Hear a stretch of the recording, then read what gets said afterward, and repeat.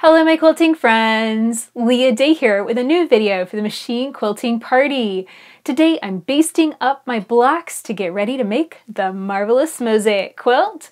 This is a quilt as you go project, so we're going to take our blocks and go on ahead and baste them as squares rather than piecing them into the whole quilt. This makes it a lot easier to quilt the blocks individually, so they're a lot smaller and easier to manipulate on a home sewing machine. So let's check out the materials we're using and learn about basting.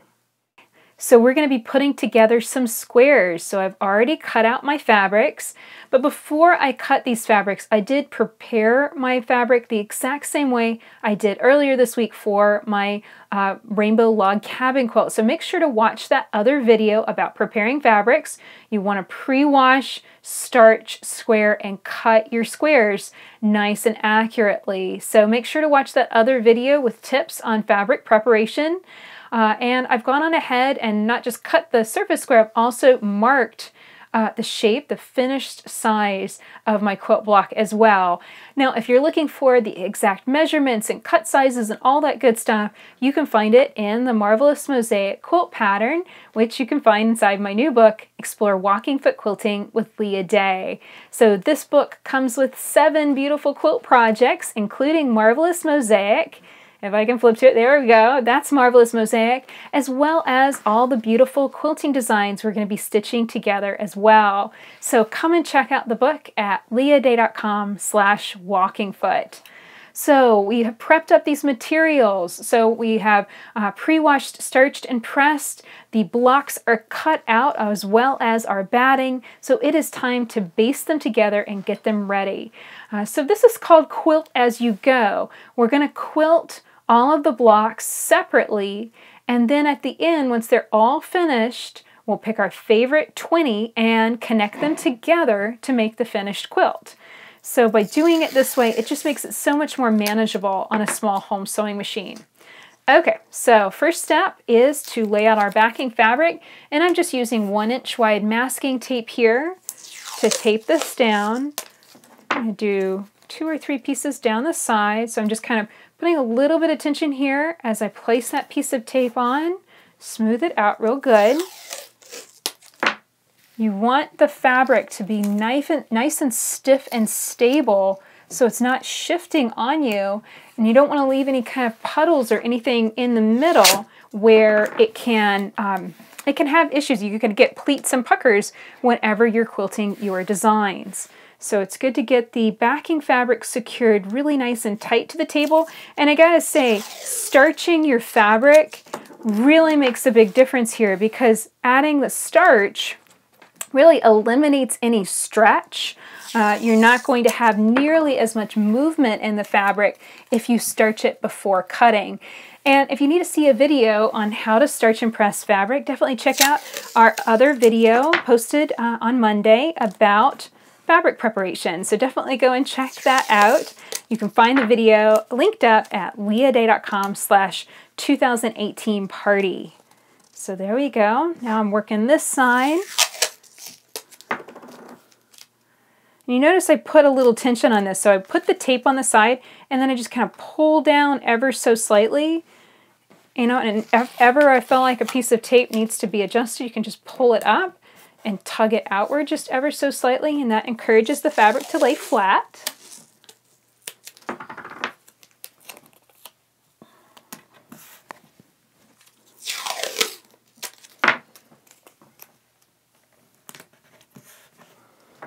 And one more piece right there. That looks great. Okay, and now if you're worried about the corners, now it's easy to distort the corners because, you know, this is on the bias, and if you get real aggressive with it, you can actually kind of torque your fabric a little bit, so you want to be careful with that. Just put a little bit of pressure on it if you want to secure those corners down too.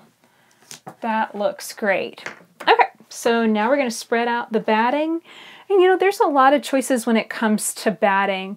I am using Quilter's Dream Puff here. It's a really thick, fluffy, puffy batting.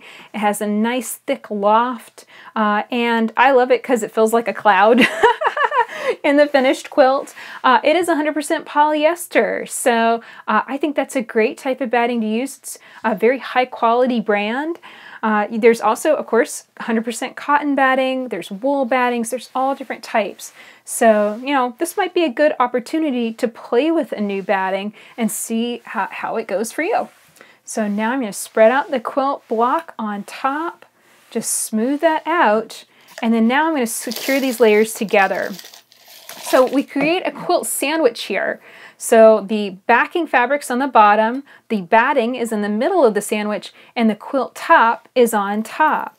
And so the quilt sandwich, our goal here is to keep these layers nice and flat together. But of course, as soon as we remove the tape, it's all going to start shifting around. So we use some sort of device to hold the layers together so they don't shift and move. So this is my favorite. I basically take flower head pins and I give them a little bend. And then just press and pop that pin through. So basically what I've done here is I've inserted the pin and gone through all 3 layers, and I can kind of feel the tabletop. I can rub back and forth and feel the tabletop against the tip of the pin. And then I press on that flower head and push forward, and the end, the pointy end, will poke right up through the surface. So I know that pin's going through all 3 layers and back up again. And then I take this is a pen more. This is a little silicone nugget, and you just insert it on the sharp end of the pen and press it in nicely, and that's going to hold securely in place. So that is what I use to secure the layers of my quilt blocks together. The reason I like the pen mores is because they go on so easily. It's just fast and easy to just slide them on. And then when I'm on the machine, all I have to do is just tug on the pin a little bit and they pop right off. So I really like that. I will say for years I used bent safety pens, and they work really great too, but they're just a lot more effort to get the safety pins in place and close them. And then when you're on the machine, it's so easy to get too close to them and then, you know, kind of get next, you know, kind of they hang up your foot and stuff. So I used the bent safety pins for years, and eventually found these pen mores, and I just fell in love with them. They felt so much easier to use. They were easier on my hands. They didn't hurt after putting tons and tons of pen mores into a quilt. So that's why I prefer this method over bent safety pens. Now, of course, there are other methods like spray basting. That is not my favorite, and I don't use it, so I don't teach how to use it. If you're curious about it, please look online for other tutorials so you can learn different methods of using spray basting. I would say that it is a very strong chemical, and you should spray baste only outside.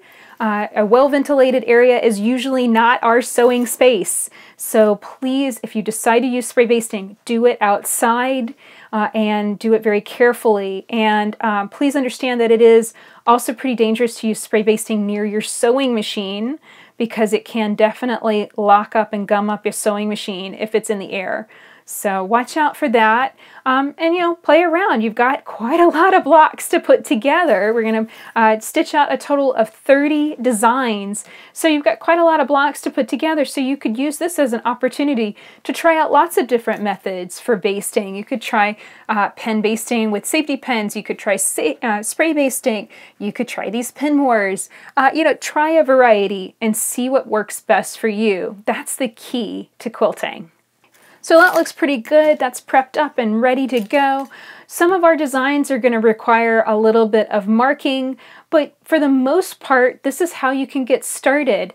You know, have your finished block marked on the quilt top, get the layers nice and securely basted together, and then just remove your tape and you are ready to start quilting. Now, this is the method that I've demonstrated because it's the one that I've taught in the book, but I'll be perfectly honest, I am using a different backing fabric. I'm using minke, which is a special, super soft, 100% polyester fabric with a pile. It almost feels like the fabric used to make stuffed animals. So let me give you some tips on working with minke if that's what you'd like to do too. So this is minke fabric. This is what I'm using on the back of my blocks that I will be stitching on video. This is 100% polyester material, and it does have a little bit of stretch to it. The stretch is particularly significant in the lengthwise grain, so that's, sorry, widthwise grain, that is selvage to selvage.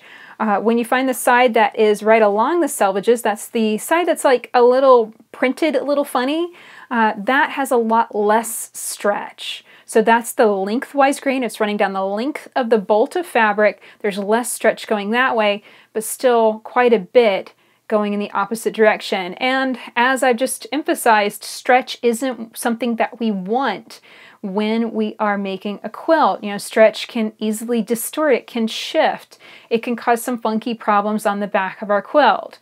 So I decided to use minke, but I stabilized it first. So here's some of the red minke that I'm using, and on the wrong side I have pressed French fuse. French fuse is a very lightweight stabilizer. It's a tricot knit interfacing basically. And, you know, I just kind of pieced it together and overlapped where I needed to. Here you can see it's overlapped about an inch, about 2 inches over here. And you just press it. So place the minke right side down on your pressing board, place the French fuse on top, and then use a pressing cloth. So I just use this fat quarter of regular fabric, and I put that on top and then press with a hot dry iron, and that's going to press the French fuse to fuse it to that minke fabric, and that just reduces the stretch. There's still a little bit of stretch here, but it's greatly reduced and so much more stable, and that makes it much easier to work with.